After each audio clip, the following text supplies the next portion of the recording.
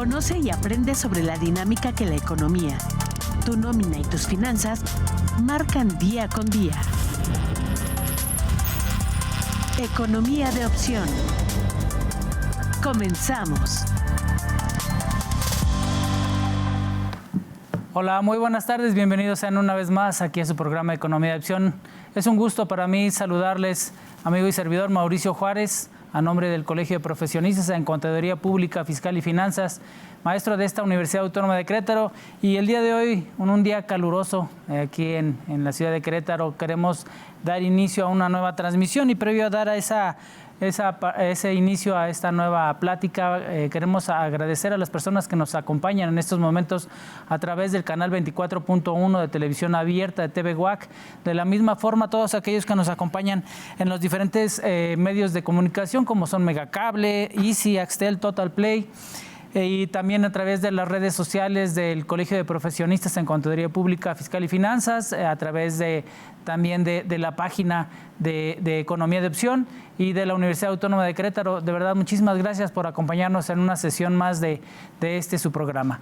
Bueno, el día de hoy quiero dar la cordial bienvenida a nuestro amigo, el maestro Sergio Ledesma. Estimado Sergio, ¿cómo te encuentras? Muy buenas tardes. Bien, amigo, buenas tardes. De maravilla. De maravilla para empezar este programa de hoy. Muchas gracias, amigo. Bienvenido. No, muchas gracias. De verdad, pues el día de hoy tenemos un tema sumamente interesante. Bueno, son dos temas, pero van de la mano prácticamente. Y en la primera sesión de nuestro programa vamos a platicar acerca de lo que es el nuevo esquema del subsidio al empleo que entra en vigor a partir de este 1 de mayo del 2024.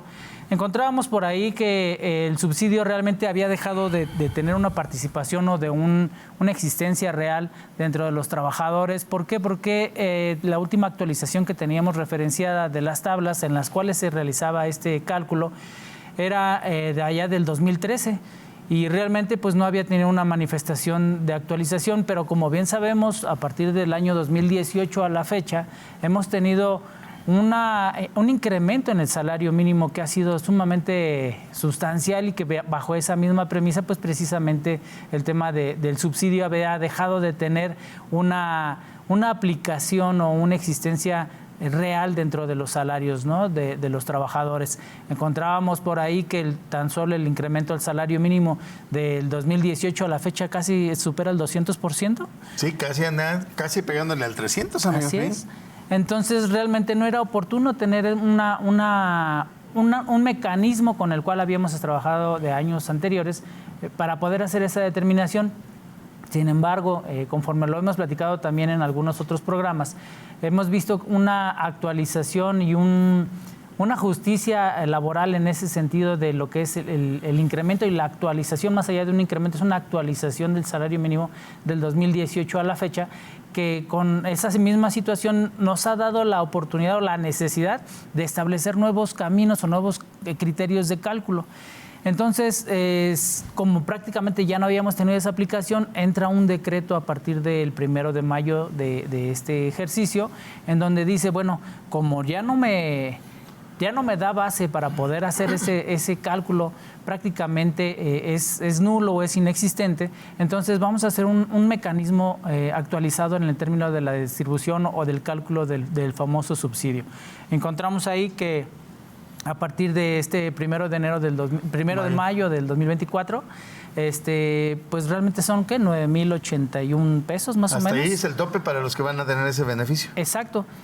Pero ¿qué sucede con los trabajadores que están en la frontera? Pues realmente los trabajadores que están en la frontera tienen un esquema tabulador diferente. Entonces, de inicio, pues ellos están fuera, ¿no?, de esa oportunidad de poder darles un beneficio en este tema del subsidio, por lo cual todos estos cálculos que se van a realizar van a tener que ser en atención a las oportunidades que están en el centro del país, que no tengan que ver con las fronteras, que es en donde hay un mecanismo diferente. Y con ese criterio vamos a tener que establecer las nuevas cuotas de la determinación y el beneficio del subsidio. Vamos a ver más o menos a grandes rasgos cómo se hace el cálculo, cómo se hace la determinación, pero a resumidas cuentas encontramos que son 390 pesos, más o menos. 390 pesitos. Lo que puede llegar a recibir en beneficio un trabajador que está bajo esos datos del salario mínimo. que si lo referenciamos ese salario mínimo al 2018, pues sí es un tema bastante considerable, y sobre todo muy diferente a lo que se había calculado en ese ejercicio de 2017 todavía. Entonces, bajo ese mismo esquema, pues vamos a platicar acerca de este tema. Estimado Checo, por ahí veíamos que en el decreto que se emite con fecha 1 de mayo, pues realmente son 3 los artículos que nos hacen referencia de cuáles son las condiciones o las formas en las cuales se van a hacer este tipo de cálculo, ¿no? Y el primero pues nos dice que es atender todo lo que viene en el artículo 94 de la ley del impuesto sobre la renta, y que te dice pues que son los trabajadores, ¿no? Los que tienen una relación laboral, que tienen una subordinación directa, y que inclusive te llega a platicar de algunos que están bajo el esquema de ingresos asimilables a sueldos y salarios, pero con una particularidad muy, muy específica, no realmente es cualquier trabajador que esté bajo esa mecánica.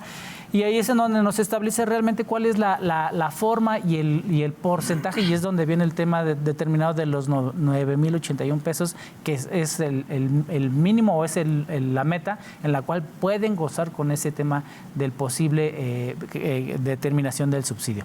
¿Qué más, mi Checo? Claro, amigo, fíjate que cómo en esta parte resulta relevante el identificar primero estos sujetos, y que Exacto. Como tú ya bien lo platicabas en esta parte de la historia, ¿no? Cómo nace el subsidio al empleo. En su antecedente se le denominaba crédito al salario. Exacto. Ya hace mucho. Sí. Tú porque lo leíste en una revista, amigo, que estaba más chavillo.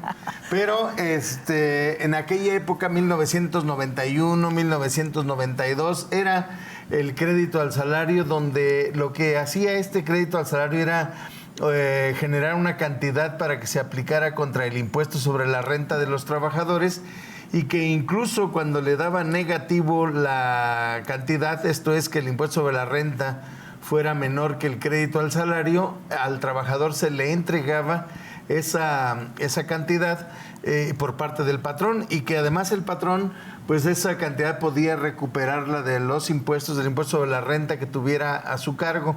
Esa parte, bueno, trascendió de una manera muy especial porque se encontraba en la ley del impuesto sobre la renta. Luego, en algunas modificaciones muy especiales, en lugar de estar en la ley del impuesto sobre la renta, se quita de ahí y entonces se pone y se identifica en un decreto.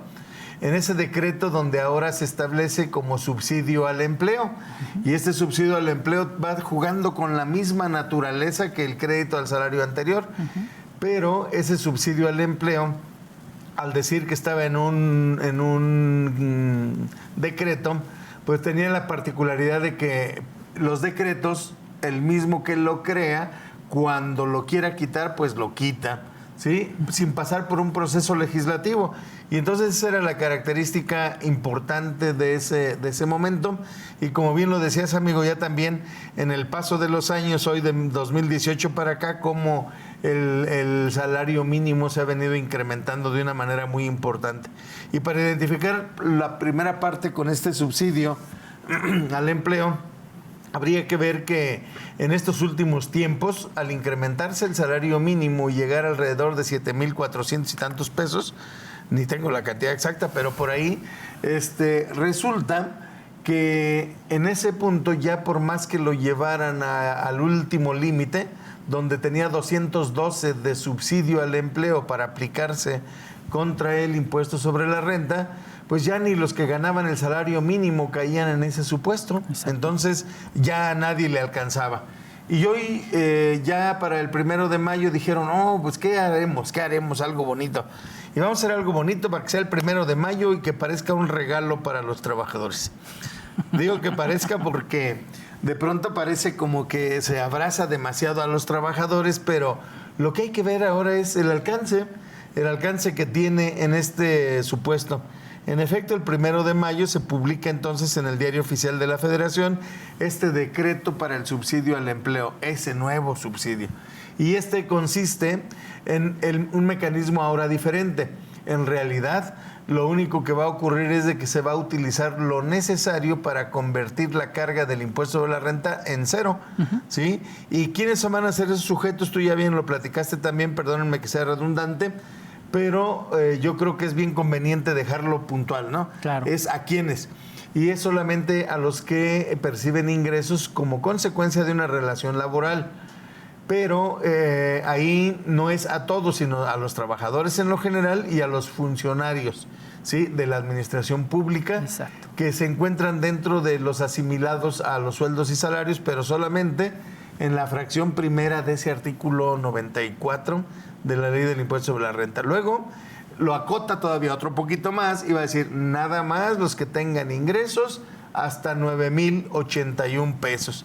Y decía, ¿por qué 9,081? Porque dice, es que muchos ganan el salario mínimo, pero como les dan otras prestaciones, entonces andan llegando más o menos por ahí a 9,081.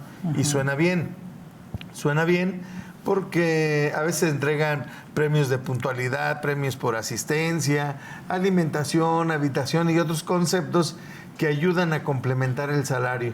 Así, solamente hasta los que perciban hasta 9,081. Y luego habrá que ver qué es lo que va a ocurrir y cuál es la parte que se va a aplicar. Desde luego, aquí ya ni siquiera quedan los trabajadores de salario mínimo de la región fronteriza. ¿Sí? ¿Por qué? Porque tienen un salario mucho mayor. Entonces, en esa parte creo que va a ser importante ir identificando los alcances que tiene esta propuesta, amigo. Claro que sí, y fíjate que bien refieres, haces un planteamiento y un señalamiento muy acorde y significativo. ¿Quiénes son los únicos que pueden recibir ese beneficio, ¿no? En ese mismo sentido. Y decíamos, bueno, y si yo llego a cubrir una cantidad superior a los 9,081 pesos, bueno, pues en estricto sentido ya no puedes ser beneficiario de esta aportación que en un principio te paga el patrón, pero que de ese patrón puede hacer una deducción en el tema del pago del impuesto sobre la renta. Pero ojo con aquellas personas que tienen 2 o más patrones. Es necesario informarle al patrón quién de esos diferentes patrones que tienes va a realizar el tema del pago del subsidio en caso de que estés en ese supuesto. Porque si tú no lo informas, tus diferentes patrones van a poder hacer el cálculo y si te lo otorgan, el problema va a venir cuando hagas la declaración anual.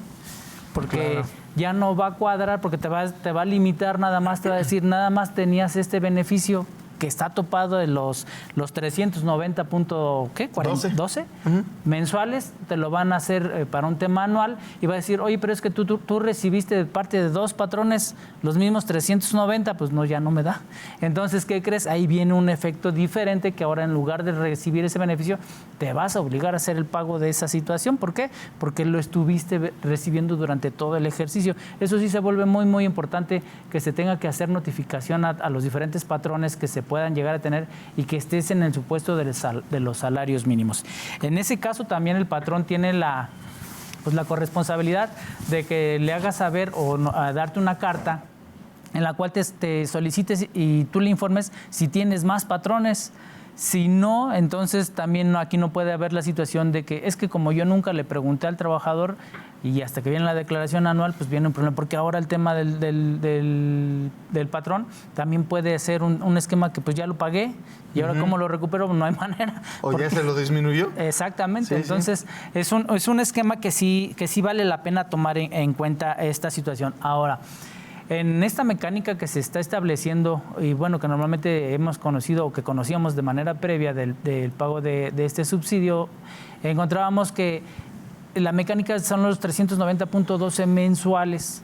Si nosotros estamos pagando una nómina semanal, decenal, catorcenal o mensual, tendríamos que hacer la distribución de los 390.12 entre el 30.4 para poder saber cuando hagas el pago de la semana o de la catorcena cuánto es lo que le corresponde de subsidio.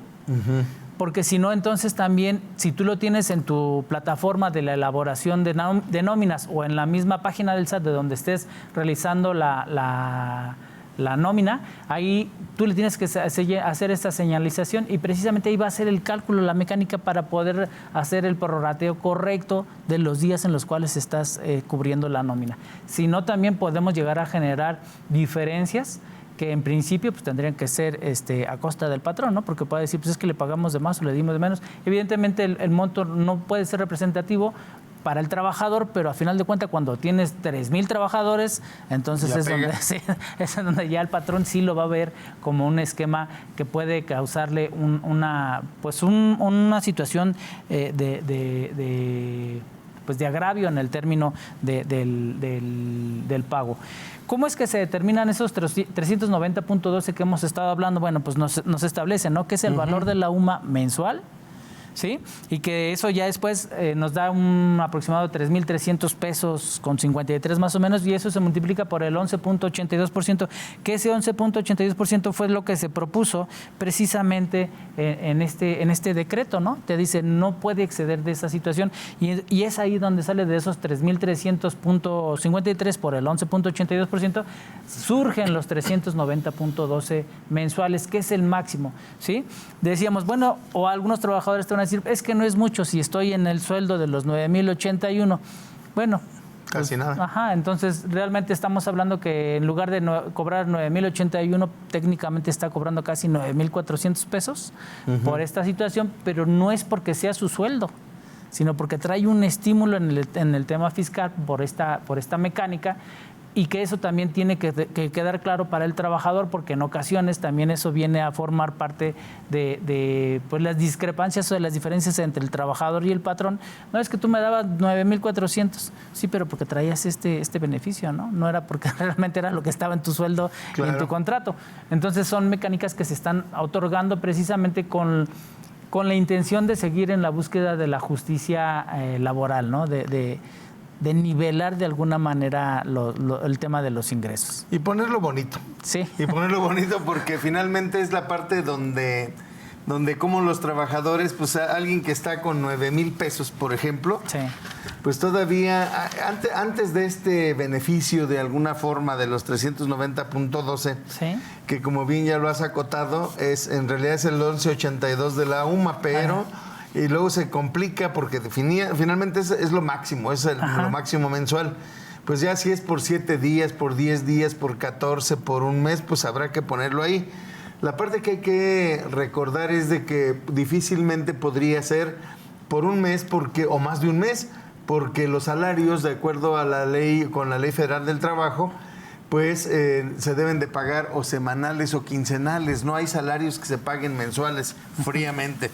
Y entonces, sin embargo, este decreto hace referencia a cuando sean pagos menores a un mes, que es válido. Pero incluso en uno de los momentos hace referencia a cuando sean pagos superiores a un mes, Exacto. que sean de 2 meses o más. Difícilmente los salarios serán de 2 meses o más. Y tal vez alguien dijera, no es cierto, es que por ahí están o pueden estar los salarios caídos. Bueno, habrá que ver, porque si hablamos de salarios caídos en cualquier ocasión, pues seguramente eso ya será otra cosa, menos salario. Exacto. Bien podrá ser una indemnización y ya va a tener, que por cierto, no se aplican las indemnizaciones. ¿Sí? Entonces, el subsidio al salario no se aplica en este aspecto. Y creo que resulta entonces importante que veamos, ahorita vamos a dejar a la parte final qué va a pasar con la declaración anual, pero es una revoltura más o menos emocionante. Pero resulta que alguien, por ejemplo, que gana 9,000 pesos, al momento de calcular el impuesto sobre la renta con el artículo 96 de la ley de renta, tiene una carga tributaria de 662 pesos. Desde luego estos 9,000 han rebasado el salario mínimo, por si pensáramos que el mínimo no paga, ¿no? Pero hasta ahí nos detendríamos, diríamos 662 pesos sin subsidio, que era lo que ocurría antes de esta disposición. Entonces, con la disposición ocurre que en lugar de pagar 662 pesos a este trabajador o de retenerle, pues ya entonces solamente se le retendrían alrededor de 272 pesos. Y creo que entonces en este ejercicio resulta también más o menos importante, o más bien importante, ver qué pasaría con alguien de 9,081 pesos. ¿Qué pasaría? Ese de 9,081 pesos podría tener entonces un impuesto sobre la renta de 673 pesos, que al quitarle los 390.12 de subsidio al empleo, le va a generar una retención de 280.79 o 281 pesos. Nos detenemos ahí porque ese es el límite del que tendría derecho a un subsidio, hasta 9,081. Y si por alguna causa muy especial ya no fueron 9,081, sino llegaste a 9,100. Si llegaste a 9,100, lo siento. ¿Sí? 9,100, por haberte entregado 19 pesos más, tú tendrás que pagar ahora en realidad un impuesto de alrededor 680 pesos, más o menos. ¿Sí? ¿Por qué? Porque en ese momento ya no se aplica el subsidio. Entonces, por 19 estás perdiendo 281 pesos. ¿Sí? Esa es una parte que hay en esta limitante. Y tú tienes algunos otros cálculos, amigo, pero ahorita vamos viendo ahí con estos. ¿Qué pasaría con un ingreso de 8,000 pesos como base? Con ese de 8,000, su ingreso que estaría arribita del salario mínimo, 553,30. Para que al quitarle el subsidio se fuera con 163 pesitos. Vamos viendo entonces que ese es el efecto. Y una parte importante también que quiero que se considere es, ¿y qué pasa cuando entonces el impuesto sobre la renta es menor al subsidio? Esto es menor a 390.12. Y decir, caray, no que nadie puede ganar el salario mínimo, podría ocurrir. ¿Por qué podría ocurrir? Porque puede ser que alguien en un mes completo no trabajó todos los días del mes y entonces haya trabajado X que le lleve, por ejemplo, a que tenga unos 6,500 pesos de ingresos durante todo el mes. Vamos a poner que trabajó la mitad, un día sí y un día no, ¿vale? Para que salga el cálculo. En ese se generaría un impuesto de 374 pesos que al quitarle el subsidio, 390.12, daría en negativo 16 pesos. Esta parte hay que recomendárselo a nuestro auditorio y que lo observen. Esos 16 que salen en negativo ya no se regresan al trabajador, como antes se hacía, ¿sí? Entonces simplemente es para eliminar la carga tributaria, amigo. Sí, realmente eso es importante, amigo. Y fíjate que bajo ese mismo contexto tenemos la situación de que, bueno, ya ahorita hemos estado hablando del ingreso, ¿no? Del salario que tiene el trabajador, pero también recordemos que hay algunas prestaciones o algunas partidas que están dentro del salario del trabajador que no gravan para el tema del impuesto sobre la renta. También hay que tener pues especial cuidado para que precisamente el trabajador no se vea afectado con esa situación. Sí. Y son muy particulares, muy específicos esos esquemas de esos beneficios o esos temas que vienen adicionales que no están grabados en el tema del impuesto sobre la renta. Fíjate que por aquí tenemos una pregunta que nos hacen en el auditorio y nos dicen que en el caso de que en su trabajo le hagan la declaración anual, si están obligados a proporcionarle lo que le quede a favor, que es realmente nada más el ajuste que se hace en la última quincena o donde viene el tema del aguinaldo, pero realmente de que le entreguen algo en beneficio que tenía ahí, pues realmente no. Por eso se sugiere que el trabajador haga su propia declaración anual para que en caso de que tengas algunas deducciones personales de las autorizadas, lo puedas aprovechar y entonces ahí sí sea directo el beneficio, ¿no? Porque realmente como es mes a mes o quincena a quincena el cálculo que te hace el patrón, pues no va a haber diferencia, ¿no? No debiera haber diferencia, podría ocurrir que no saliera mayor, pero yo diría que si se combina en un momento donde tuvo muy poquito ingreso en el mes por jornada reducida o lo que sea, una incapacidad. En otros sí tuvo incapacidad, entonces la cantidad global que lleva el trabajador o el patrón al cálculo del impuesto sobre la renta seguramente será menor a lo que a él le haya correspondido cada mes por no haber considerado ese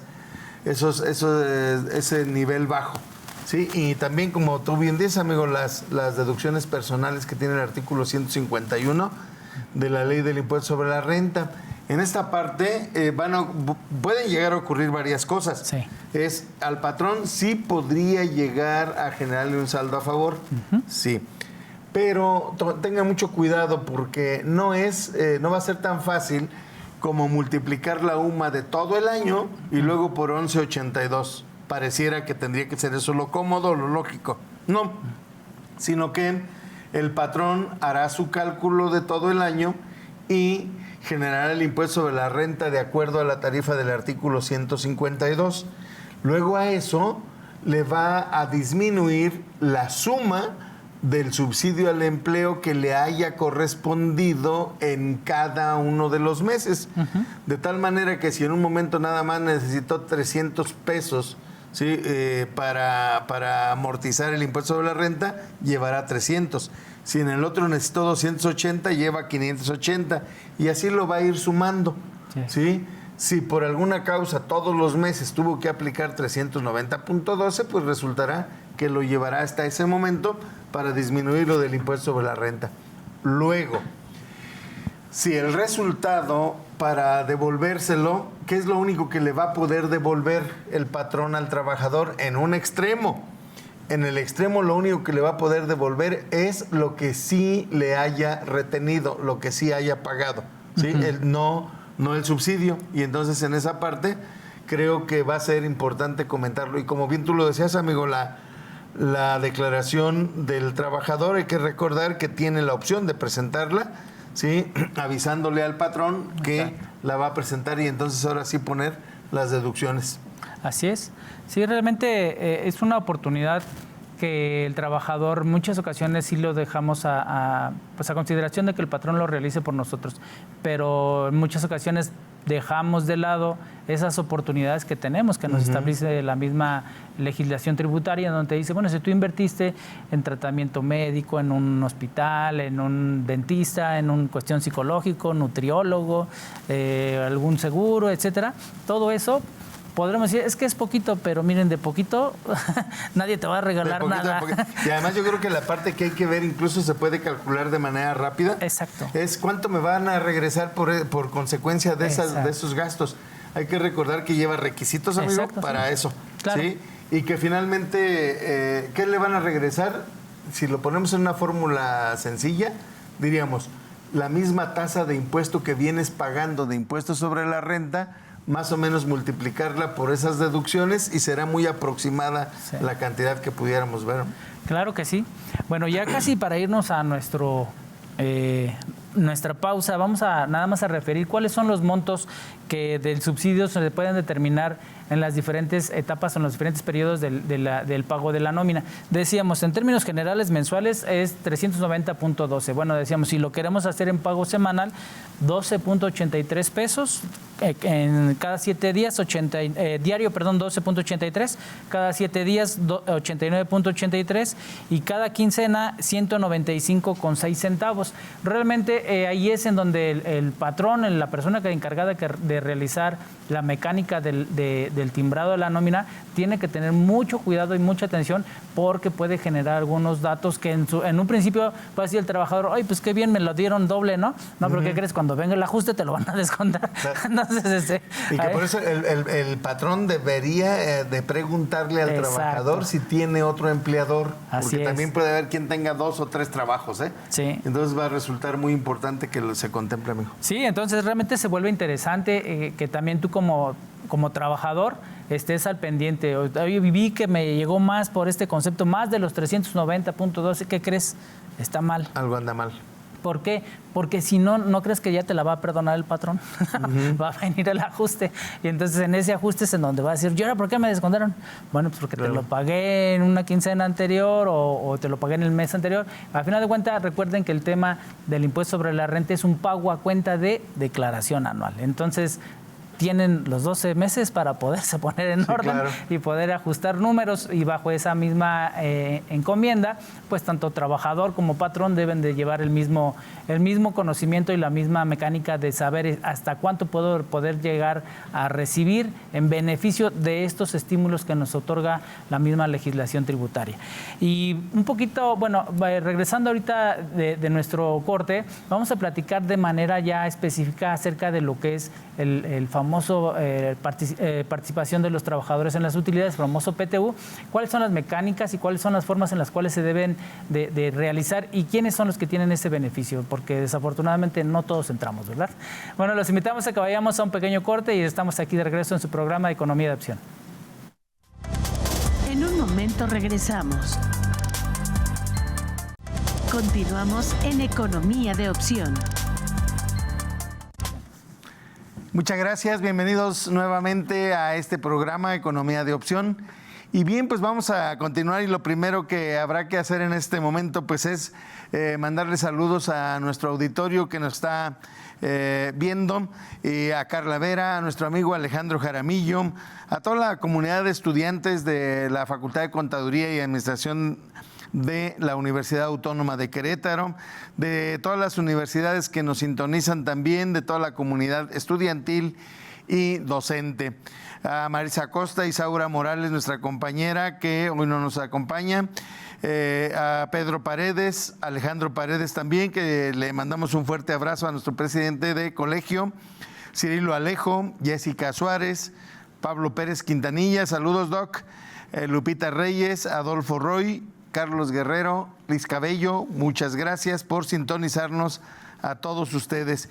Y bien, pues como hace un rato ya lo planteaba mi amigo Mau, pues el asunto es continuar con los temas. Ustedes tienen ahí a la mano su telefonito, cualquier duda o pregunta que tengan ahí a la mano, con mucho gusto la estaremos contestando en estos momentos. Amigo, ¿con qué le seguimos, dijimos? Pues vamos a platicar ahora del famoso PTU, la participación de los trabajadores en las utilidades, en donde decíamos, ojalá fuera para todos, ¿verdad? Ojalá fuera para todos. Ya les toca a todos. Pero, bueno, en principio, ¿quiénes son los que tienen, van a hacer este cálculo? Pues son aquellas empresas o aquellas entidades que ante el SAT hayan reportado en su declaración anual del 2023 una utilidad, y que precisamente esa utilidad en el gesto o en la implementación o en la necesidad social de tratar de hacer pues equitativo la participación del trabajador con el patrón, es en donde se designa que un 10% de esas utilidades puedan ser susceptibles de repartirse entre los trabajadores que hayan tenido actividad en ese ejercicio en donde se haya generado dicha utilidad. Decíamos, ¿por qué no todos tienen o desafortunadamente no todos tienen ese beneficio? Si nosotros encontramos que dentro de una organización, pues evidentemente está el trabajador, el del día a día, el encargado, etcétera, pero también tienen directores, también tienen los gerentes generales, etcétera. Pues ellos dos que son los administradores y los que son los directores y los gerentes generales de la empresa, desafortunadamente ellos no participan en este esquema del reparto de utilidades. ¿Por qué? Bueno, pues es un esquema social, un esquema de intención de equidad en la cual dicen, bueno, si el director, el gerente y estos supervisores son los que más sueldo tienen o devengan durante todo el año, bueno, pues entonces que las ganancias que se van a repartir en este esquema de la participación de los trabajadores en las utilidades vengan realmente hacia el segmento del trabajador que no tiene ese beneficio económico que tiene el otro trabajador de la empresa, por una manera muy... No es por poquito, es por muchísimo la gran diferencia entre el tipo de los sueldos, ¿no? Pero esas son las únicas personas que no van a poder participar dentro de este reparto de utilidades, y decíamos el monto máximo que se puede hacer en el reparto, en la distribución de hacer copartícipe al trabajador es el del 10%. En ese 10% también nos establece que son 60 días después de que se haya vencido la fecha límite del tema de la presentación de la declaración anual. Y entonces, si en estricto sentido tu patrón es una persona moral, tienes hasta el 30 de mayo para poder hacer el cobro o el pago de esa utilidad.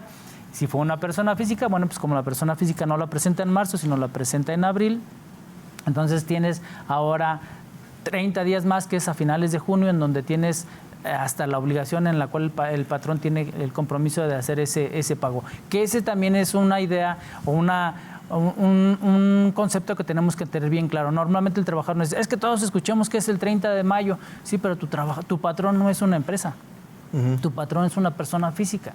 Entonces, él tiene esa oportunidad de hacerlo en ese esquema, y no porque él lo pidiera, sino porque así está establecido en la legislación de nuestro país para el pago del PTU, y entonces bajo ese esquema es que se establece esa situación. Bueno, y decíamos, ¿qué son las utilidades? Bueno, en estricto sentido, en materia de la ley de impuesto sobre la renta, pues es el excedente que generaste de todos tus ingresos contra la disminución del costo y del gasto para poder determinar o para poder establecer tu actividad o tu tu actividad preponderante, que es a lo cual estás tú autorizado por parte de la autoridad tributaria para poder generar ingresos, ¿no? Habrá algunos ingresos que no eran propios de la misma actividad, pero son ingresos que se presentan una vez al año, ¿no? La venta del desperdicio, el siniestro de un auto, alguna situación, pero a final de cuentas, pues eso también llega a formar parte de esta posible reparto. ¿Por qué? Porque te está generando una ganancia adicional que no era el esquema principal de dedicarte a hacer ese tipo de actividades.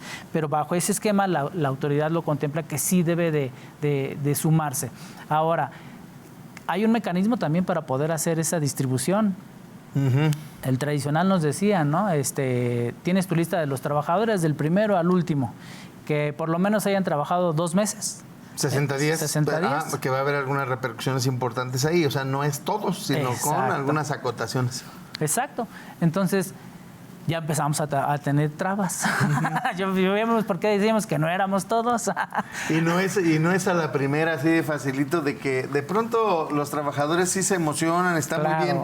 Y entonces todo el mundo piensa que como la empresa donde trabaja su compadre les repartió un montón de dinero, pues entonces resulta que a él también, ¿y dónde está lo mío, no? Y exacto. A mí, ¿por qué no? Creo que los patrones y trabajadores, la primera parte en la que deben de entrar es en una cuestión de responsabilidad también de la idea del tema, del concepto del que por hoy se esté platicando. Y para esto hay varias reglas y como decía Mau, bueno, pues es donde comenzamos ahora con reglas importantes para ver cuándo y qué hay que hacer. Casi podríamos decir que ahorita es posible que algunos patrones ya casi se encuentren en una infracción, porque la primera que hay que platicar es decir que se tiene que conformar una comisión mixta del reparto de utilidades que va a tener un igual número de representantes del patrón con representantes del trabajador. No es al patrón al que le corresponde hacer todos estos cálculos. En realidad, quien lo tiene que hacer es una comisión. Ahorita platicaremos de qué tanto tiene que hacer esa comisión, pero pues lo particular y final es que deba de entregar a cada cual lo que le corresponda con las reglas que están establecidas en la ley federal del trabajo. Pero no solamente trasciende a la parte de la Ley Federal del Trabajo, sino que va a trascender de manera muy especial a la del impuesto sobre la renta y va a repercutir en un aspecto hacia la ley del Seguro Social. La primera parte decía que ya algunos podrían estar en infracción. En infracción, perdónenme.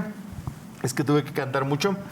Pero resulta que la primera es: el patrón tiene 10 días para 10 días posteriores a la presentación de la declaración para entregarles una copia a los trabajadores, no a la comisión, a los trabajadores, y por tanto habrá que dejar evidencia de que eso ya se cumplió. Ya se pasó el tiempo, bueno, pues entonces diríamos que los que ya lo hicieron, que bueno.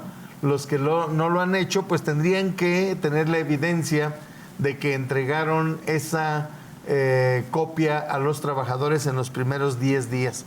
¿Por qué? Porque después de ello vendrá un plazo también para que la comisión realice un proyecto del reparto de utilidades y platicaremos ahorita algunos puntos especiales respecto de ello. Pero, ¿qué va a haber con todo esto? La comisión mixta. ¿Cuál va a ser ese procedimiento para entregarles a los trabajadores o al sindicato también esta parte de la propuesta del proyecto? Y desde luego lo que ya platicaba Mau ahorita es cómo se va a repartir. Ahora, ya aquí está el 10% de las utilidades. La primera parte que hay que ver es que lo que sirve de base para obtener ese 10% que se va a repartir es la utilidad o la utilidad gravable para el impuesto sobre la renta. Por tanto, la ley del impuesto sobre la renta para cada contribuyente o grupo de contribuyentes en especial ha de definir cómo se determina esa base que va a servir para distribuir el 10%, amigo. Así es. Y precisamente ahí es en donde viene ahora esa ese mecanismo de hacer la separación, ¿no? Ya tenemos el 10% y ahora ese 10%, ¿cómo lo vamos a repartir entre los trabajadores? Bueno, pues ahí hay un mecanismo en donde te dice, de ese 10%, el 50% va a ser en base a la antigüedad de los trabajadores por ese ejercicio, exacto. Y el otro 50% en razón al sueldo. Y aquí es donde hace ratito que platicamos que los directores y los gerentes generales no tenían esa participación. Bueno, pero sí siguen existiendo algunos mandos que son los empleados de confianza, que esos dicen, bueno, y ellos no están ni en el tema de ser directores, ni de ser el gerente, pero entonces ahora ¿en dónde los califico? Ajá. ¿Por qué? Porque traen una ventaja en relación al salario más alto del resto de los trabajadores. Bueno, también ahí se hace un mecanismo en donde dicen no pueden excederse del 20% del máximo. ¿Para qué? Para que de alguna manera sigan teniendo un tope equitativo en el tema de la distribución, porque si no, entonces pues eso se van a llevar la mayor parte en esa oportunidad de ese 50% que se va a repartir en razón de los ingresos generados. Entonces se hace esa mecánica, esa tablita, y dices, mi monto a repartir son 100, 50 se reparte en razón a los días trabajados de todos los trabajadores y ese hace un prorrateo, y el otro 50 en razón a lo que viene en el tema de los ingresos generados por el mismo ejercicio por todos los trabajadores, y ya se empiezan a hacer los tabuladores. Bajo esa mecánica, entonces ahora sí se hace un cuestionamiento, una determinación de decir, te toca del 50 de antigüedad tanto, más el 50 de la generación de ingresos tanto, tu ingreso o tu participación del PTU por trabajador es de tanto. Y entonces empiezas a hacer tu listado de trabajadores, al final de cuentas los 100 que tenías para distribuir, pues son los mismos 100 que repartiste en esas dos mecánicas que hemos platicado en estos momentos, y es ahí en donde pudiéramos poder establecer el primer criterio de cuánto me toca del famoso PTU, de ese 10% que teníamos ya referenciado a través del conocimiento de la declaración anual. Y como bien decía nuestro compañero Sergio, el tema es de que sí está obligado el patrón, te notifico trabajador, aquí está la copia de la declaración. Y aquí sí hay ciertas discrepancias, ¿no? Porque habrá algunos que digan, pues es el acuse y es en donde viene el rubro de la utilidad. Y en realidad te dice, le tienes que poner íntegra la declaración anual. Oye, es que son 36 páginas. Pues es íntegra. 36. Si la sabe leer, qué bueno. Si no la sabe leer, pues ese ya es tema de él, pero tendrá que buscar quién le diga qué dice en cada una de esas páginas. Además que no lo pueden poner en conocimiento de terceros, que es una prohibición muy especial también, que debe de contemplarse. Claro. Sí, muy bien. Sí, entonces bajo esa idea y esa mecánica es en donde empiezan a darse estas oportunidades reales de ahora sí empezar a conocer estos esquemas. Estos, decíamos, realmente se pagan en una sola exhibición. Y normalmente en el caso de los patrones que son personas morales lo hacen en una forma intermedia entre la primera y la segunda quincena. Habrá algunos patrones que dicen lo pongo hasta la segunda quincena, pago a lo mejor el día 30 de mayo la quincena y el día 31 pago el PTU. En el caso de las personas físicas hacen un mecanismo similar, dependerá pues, obviamente del flujo de efectivo de la empresa y también dependerá de las cuestiones que tienen que elaborar en la mecánica de la determinación de las nóminas. ¿Por qué? Porque entra como un esquema de como cuando generas el aguinaldo, ¿no? Es un pago único y bajo ese criterio tienes que establecer un criterio diferente para el pago o la determinación en el mecanismo que se establece para nóminas. Porque si no lo haces de esa misma forma, también puedes generar un conflicto en la posible determinación del impuesto, ¿no? Y entonces decíamos, si esto viene ya después de haber pagado impuestos, pues ¿cómo voy a pagar un impuesto ahí como trabajador? Entonces ahí es un esquema que sí se recomienda mucho como patrón tomar en cuenta en qué momento y bajo qué mecánica hago el análisis y la determinación para poder hacer el entero al trabajador. Por ahí, Checo, yo me acuerdo que hace algunos años hablaba surgía un tema que te decía, oye, no sé si te acuerdas tú que te decía que era 3 meses máximo el tema del salario. Sí. Pero ese, ¿bajo qué contexto? ¿Cómo es que se opera? ¿Cómo se trabajaba?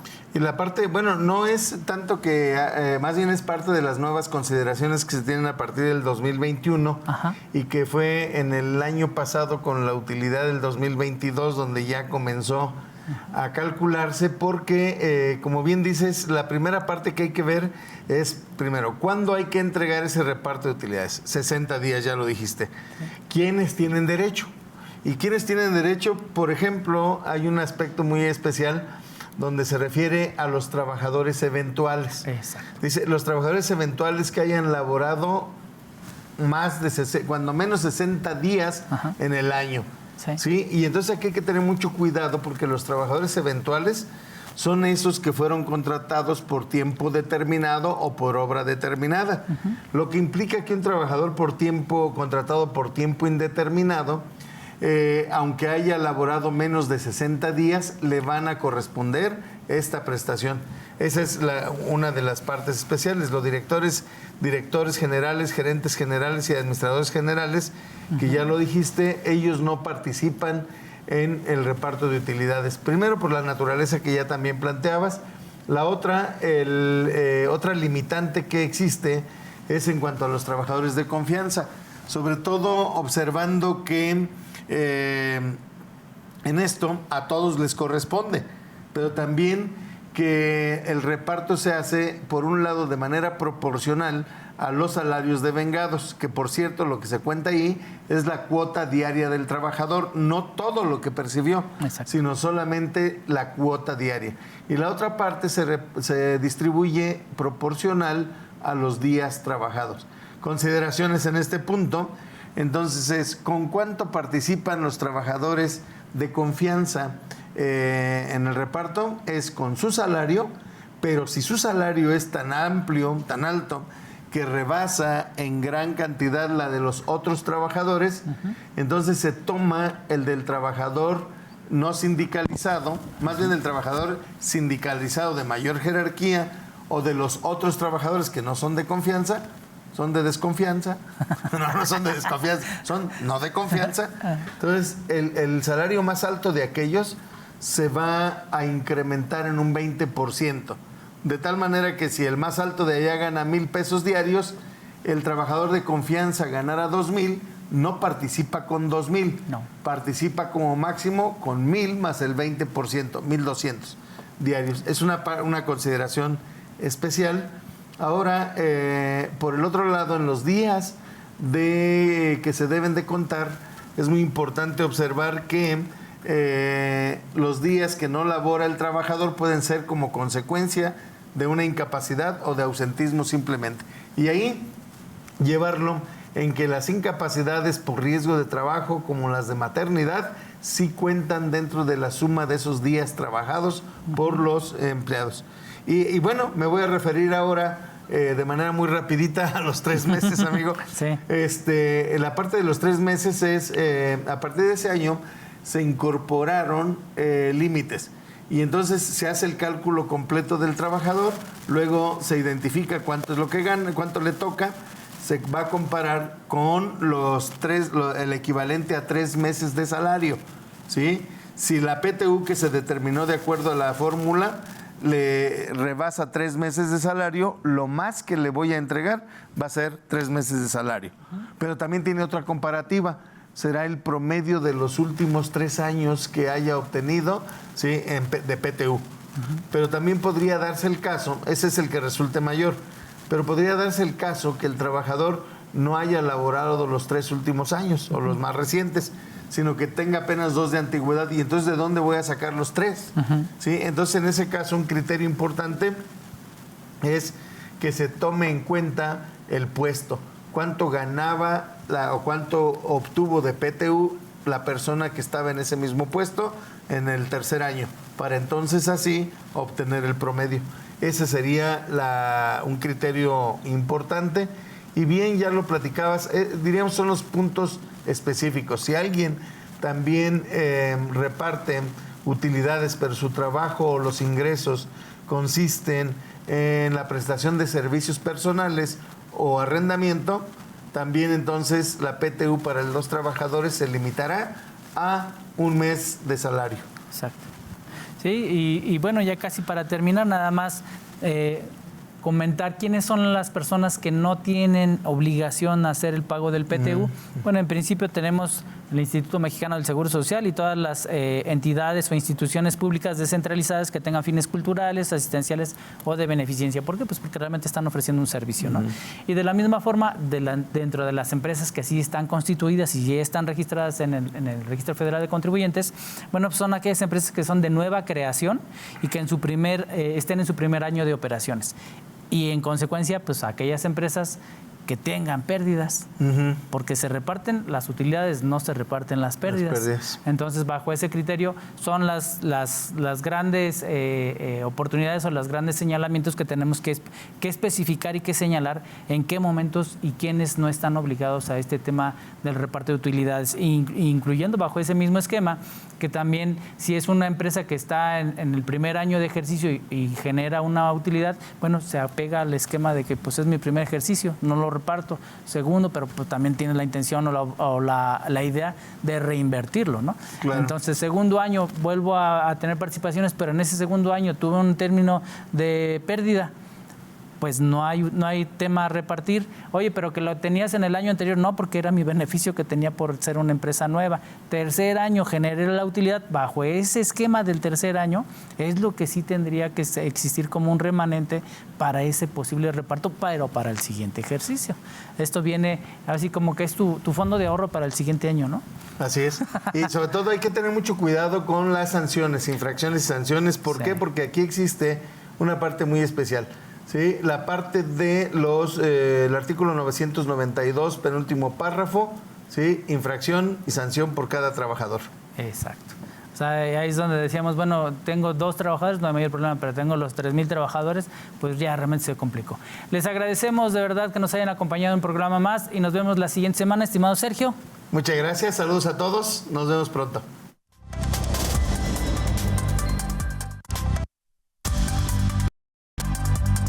Conoce y aprende sobre la dinámica que la economía, tu nómina y tus finanzas marcan día con día. Economía de opción. Muchas gracias por acompañarnos. Los esperamos en la siguiente emisión.